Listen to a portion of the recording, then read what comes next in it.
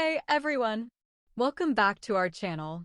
Today, we're delving into a topic of paramount importance to all of us, especially in Gen Z: understanding consent.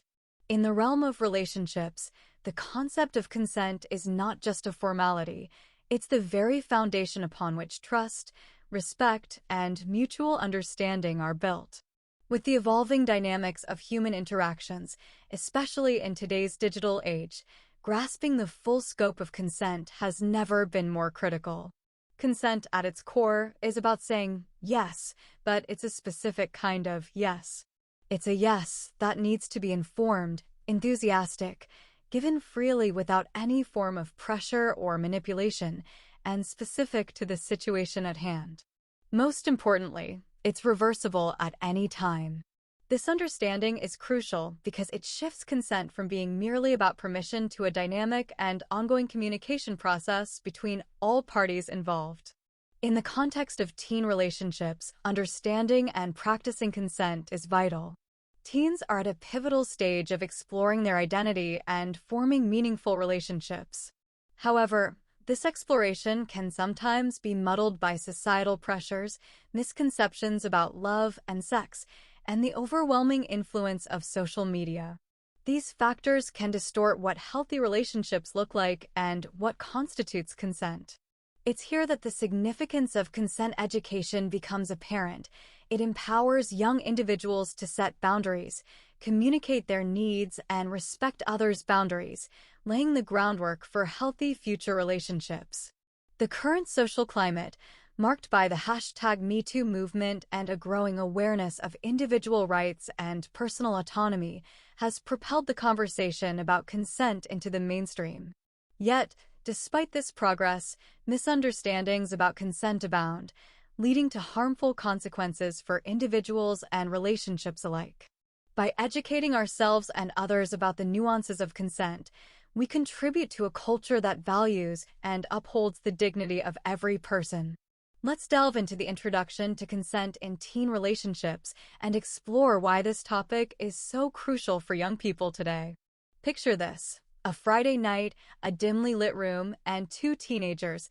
Let's call them Alex and Taylor. They've been texting for weeks, and tonight, they're finally hanging out. The mood is a mix of excitement and nervousness. As they sit close, Taylor leans in for a kiss. Alex hesitates. The room buzzes with anticipation. But here's the twist: Alex isn't sure if they want this. They're torn between wanting to please Taylor and listening to their own feelings. This scenario isn't uncommon. Teens often find themselves in these gray areas, where consent isn't a straightforward yes or no. It's more like a foggy maze of emotions, societal expectations, and peer pressure. Now, let's talk about why consent matters, especially for young people. 1. Empowerment and autonomy. Consent isn't just about physical touch, it's about agency. When teens understand that they have the power to say yes or no, they become empowered. It's a crucial step toward building healthy relationships. 2. Navigating social media. Social media bombards us with images of perfect relationships. But behind those filters and hashtags, real-life dynamics are messy. Teens need to recognize that what they see online doesn't always reflect reality. Consent discussions help them separate fantasy from truth. 3. Peer pressure and fear of rejection. Peer pressure can cloud judgment. Teens worry about fitting in, being liked, or not upsetting their crush. Sometimes saying yes feels easier, even if it's against their true feelings. Consent education equips them to handle these pressures. 4. Media portrayals and unrealistic expectations. Movies, TV shows, and songs often romanticize persistence, where one person pursues another relentlessly until they give in. But that's not consent, it's coercion. Teens need to recognize these red flags and understand that consent is about mutual desire, not conquest. 5. Affirmative consent. Teaching teens that silence isn't consent is vital. It's not enough for someone to not say no. We need enthusiastic agreement. Yes should be enthusiastic, clear, and ongoing. So, Gen Z, let's rewrite the script. Let's normalize open conversations about boundaries, desires, and respect. Consent isn't just a buzzword, it's a lifeline for healthy relationships. Share this knowledge, challenge misconceptions, and remember, consent is a choice and it's cool. Remember, consent isn't a one-time lecture, it's an ongoing conversation. Let's create a world where everyone's voice matters. What is consent? Let's explore the concept of consent in depth, considering real-life examples and breaking down its essential components. Imagine two teenagers, Emma and Jordan. They've been dating for a few weeks, and tonight, they're at a party. The music is loud, and the room is crowded. Emma leans in for a kiss, assuming Jordan is on the same page. But Jordan hesitates. They're not sure if they're ready for the step. Emma, caught up in the moment, misreads the situation. In this scenario, Emma's assumption highlights a common misunderstanding about consent. Teens often find themselves in these gray areas, where communication isn't crystal clear and emotions collide. Breaking down consent. 1. Active agreement. Consent isn't passive, it's active. It's not just the absence of a no, it's a wholehearted yes. Both parties must willingly participate. If someone doesn't actively agree, it's not consent. 2. Reversibility. Consent can change. What was okay yesterday might not be today. It's essential to recognize that anyone can withdraw consent at any point. Respect those boundaries. 3. Informed consent. Being informed means understanding what you're agreeing to.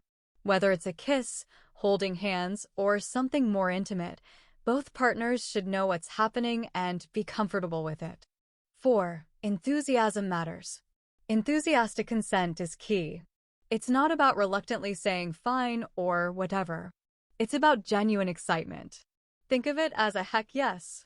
5. Specificity. Consent isn't a blanket approval. It's specific to each situation. Just because someone consents to one activity doesn't mean they're okay with everything. Ask and clarify. Now, let's discuss why consent is foundational in any relationship. 1. Respect. Consent shows respect for each other's autonomy. It acknowledges that we're all individuals with boundaries and desires. 2. Trust. When consent is present, trust grows. It's knowing that your partner values your feelings and boundaries. 3. Healthy dynamics. Healthy relationships thrive on open communication. Consent conversations build trust and prevent misunderstandings. 4. Beyond romance. Consent isn't just about romance. It applies to friendships, family interactions, and professional settings too. So, whether you're a teen navigating your first relationship or someone with more experience, remember, consent is a continuous dialogue. It's about mutual understanding, empathy, and honoring each other's choices. Remember, strategies for improved communication. 1. Open dialogue. Talk, talk, talk. It's the foundation of any healthy relationship. Teens often fear judgment or rejection, but sharing your thoughts is liberating. Discuss boundaries, desires, and feelings openly. 2. Use I statements. Instead of saying, "You always do this," try, "I feel hurt when," or "I need." This shifts blame to expressing your emotions. It's less accusatory and more constructive. 3. Active listening. When your partner speaks, listen actively. Put down your phone, maintain eye contact, and show empathy. Understand their perspective without interrupting. 4. Check in regularly. Consent isn't a one-time deal. It's ongoing. Ask questions like, "Are you comfortable?" or "Is this okay?" during intimate moments. It shows care. 5. Nonverbal cues matter. Pay attention to body language. Sometimes words fail us, but a touch, a smile, or a frown can convey volumes. Be attuned to your partner's cues. Remember, consent isn't a checkbox, it's a continuous dialogue. Here's why it matters. 1. Respecting boundaries. Clear communication ensures you respect each other's limits. It's okay to say, "No" or "not now." Your boundaries matter. 2. Avoiding assumptions. Assumptions lead to misunderstandings. Don't assume your partner knows what you're thinking. Spell it out. 3. Building trust. When you communicate openly, trust grows. It's knowing you can express yourself without fear. 4. Navigating gray areas. Life isn't black and white. Consent helps you navigate those gray areas. It's okay to ask, is this okay? So, teens, let's rewrite the script. Communicate like your relationship depends on it, because it does.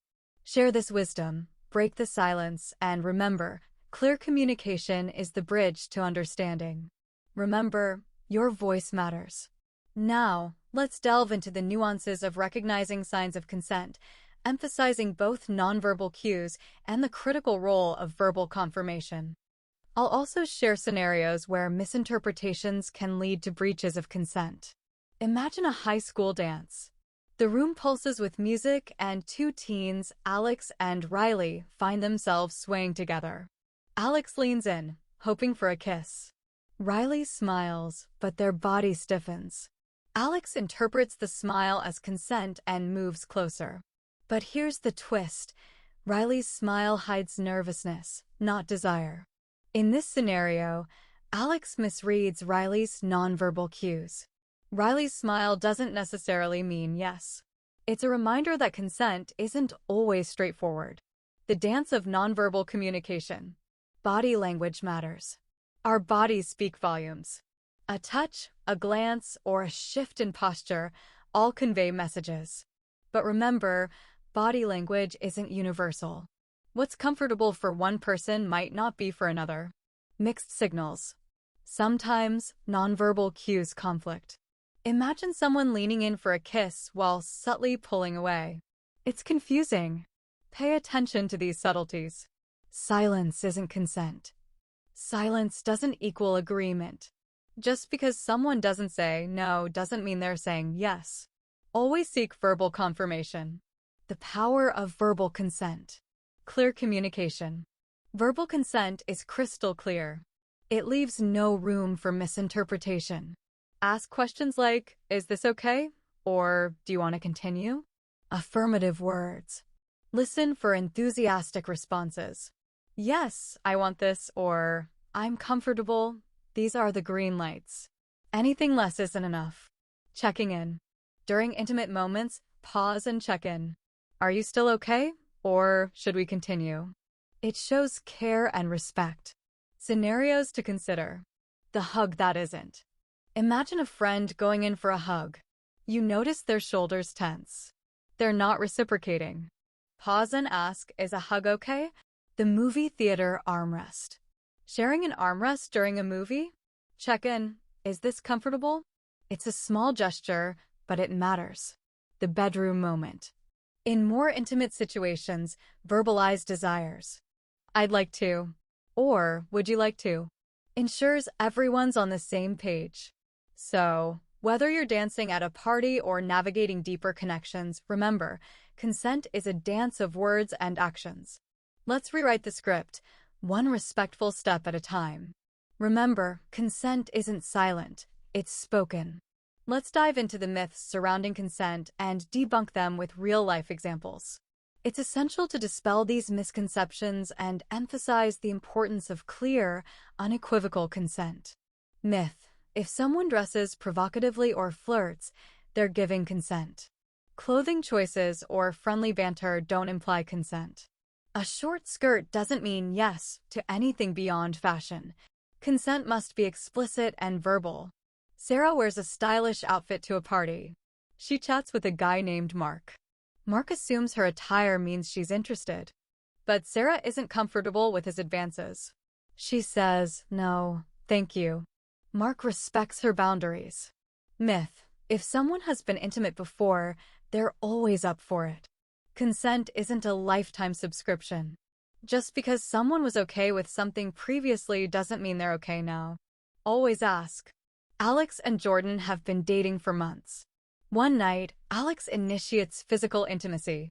Jordan hesitates. Alex remembers, consent is ongoing. They pause and ask, is this okay? Jordan appreciates the respect. Myth: if someone is drunk or high, they've given consent. Intoxication impairs judgment. Consent must be sober and enthusiastic. If someone can't give a clear yes, it's not consent. At a college party, Chris and Taylor have a few drinks. Chris suggests going further. Taylor, feeling tipsy, hesitates. Chris waits until the next day to ask, ensuring Taylor's full awareness. Myth: if you keep asking, they'll eventually say yes. Persistence isn't romantic, it's coercion. Respect boundaries. If someone says no, accept it gracefully. Lisa tells Mike she's not ready for intimacy. Mike respects her wishes. He doesn't pressure or manipulate. Eventually, Lisa feels comfortable and initiates consent. Myth: if they don't say no, it's a green light. Silence isn't consent. It might mean uncertainty, fear, or discomfort. Always seek verbal confirmation. Sam and Casey cuddle on the couch. Sam leans in for a kiss. Casey freezes. Sam notices and asks, "Is this okay?" Casey appreciates the consideration. Let's debunk these myths. Consent isn't a puzzle to solve. It's a conversation to have. Share this knowledge, challenge misconceptions, and remember, consent is about respect, not assumptions. Remember, consent is about clarity, not confusion. Let's explore the concept of consent in digital spaces and discuss its significance. Digital interactions have become an integral part of our lives, and understanding consent online is crucial. I'll share anecdotes and delve into the nuances of respecting privacy and boundaries in the digital realm. Meet Alex and Taylor, both in their late teens. They've been chatting online for a while, sharing memes, discussing music, and laughing at each other's jokes. One day, Taylor sends Alex an unsolicited, intimate photo. Alex feels uncomfortable, unsure how to respond. The boundary between practicing digital consent. Explicit communication. Before sending explicit messages or intimate content, ask for permission. Whether it's a flirty text or a suggestive photo, consent matters. No coercion or pressure. Never pressure someone to share photos or engage in sexual conversations. If they say no, respect their choice. Meeting in real life. If you've connected online and plan to meet in person, ensure both parties agree. Everyone has boundaries around meeting up. The impact of digital consent. Empowerment. Digital consent empowers individuals. It's about having control over what you share and receive. Trust and safety. When we practice digital consent, trust grows. It's knowing that our boundaries are respected. Navigating gray areas. Sometimes intentions aren't clear. Consent conversations help us navigate those gray areas. Respect boundaries, ask before you send, and remember, consent is a screen away, and remember, digital spaces deserve the same respect as physical ones. Let's explore the complexities of navigating consent challenges and misunderstandings within relationships. I'll share anecdotes and offer advice on handling situations where consent wasn't clear, emphasizing communication, empathy, and learning from experiences. Meet Mia and Jordan, high school sweethearts. They've been together for a year, sharing laughter, secrets, and stolen kisses. One evening, they're cuddled up on the couch, watching a movie. Jordan leans in for more, assuming Mia is on the same page. But Mia hesitates. She's not ready for that level of intimacy. The room buzzes with unspoken tension. In this scenario, Mia and Jordan face a consent misunderstanding. Their boundaries blur and communication becomes crucial. Advice for navigating consent challenges. 1. Acknowledge the misunderstanding. When consent isn't clear, pause. Acknowledge that there's a misunderstanding. It's okay, it happens. 2. Apologize with empathy. If you've crossed a boundary, apologize sincerely.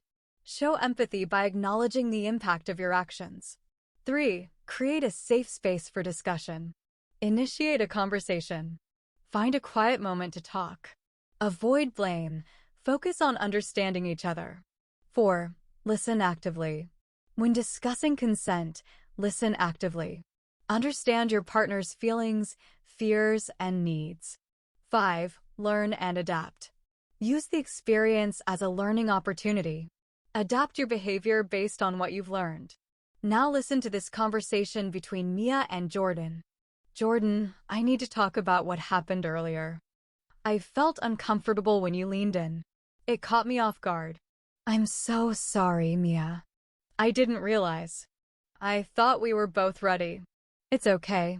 Let's learn from this. Next time, let's communicate better. Absolutely. I respect your boundaries, Mia. Learning from experiences. 1. Reflect on intentions. Ask yourself, what was my intention? Was it aligned with my partner's feelings? 2. Educate yourself. Read about consent, boundaries, and healthy relationships. Knowledge empowers you. 3. Practice active consent. In future interactions, practice active consent. Ask, listen, and respect. Remember, consent isn't a one-time checkbox, it's an ongoing dialogue.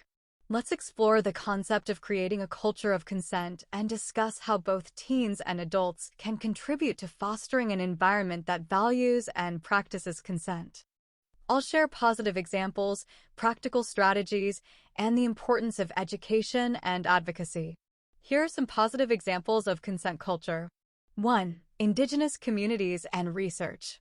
Indigenous communities often prioritize collective well-being and respect for individual autonomy.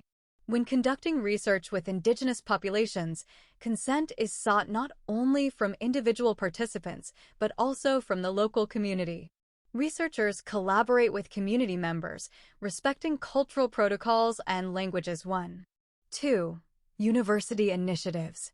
Many universities actively promote a culture of consent.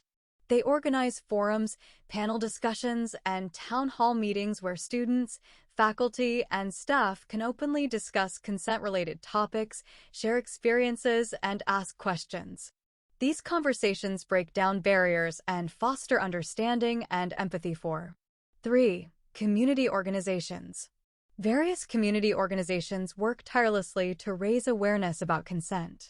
They host workshops, distribute educational materials, and engage in advocacy. By creating safe spaces for dialogue, they contribute to a culture that values consent. How we can contribute. 1. Education. Schools and youth programs can integrate comprehensive sex education that includes consent discussions. Understanding boundaries, communication, and respect starts early. Stay informed about consent. Read articles, attend workshops, and engage in ongoing learning. Educate others too. 2. Advocacy. Use your voice. Advocate for consent education in schools, challenge harmful stereotypes, and support organizations working toward a consent-conscious culture. Support policies and initiatives that prioritize consent. Encourage open conversations within your community. 3. Leading by example. Model respectful behavior. Ask for consent in everyday situations, whether it's sharing food at a restaurant or planning an outing. 3. Demonstrate consent in your relationships. Show that it's okay to set boundaries and prioritize communication. 4. Community engagement. Participate in consent-focused events, workshops, or campaigns. Engage with peers and community members. Volunteer with organizations that promote consent awareness. Be part of the solution. Creating a culture of consent is everyone's responsibility. Let's build a world where respect, communication, and empathy prevail. In today's world, where relationships can be formed and navigated through digital platforms, understanding consent becomes even more critical. The rise of social media and online dating has transformed how we connect, making the lines of communication and boundaries both accessible and, at times, blurred. By championing consent, we advocate for a culture of respect, safety, and mutual understanding, both online and offline. Consent is the foundation upon which healthy, respectful, and fulfilling relationships are built. It's about empowering individuals to own their choices, voice their needs, and respect those of others. As we navigate our way through the complexities of human relationships, let us remember that consent is about more than just saying yes. It's about creating a space where everyone feels valued, heard, and respected. Thank you for joining us in this crucial conversation. If you've had experiences or thoughts about navigating consent in relationships, we encourage you to share them in the comments below. Together, we can foster a more informed, respectful, and empathetic society. Don't forget to like, share, and subscribe for more insightful content.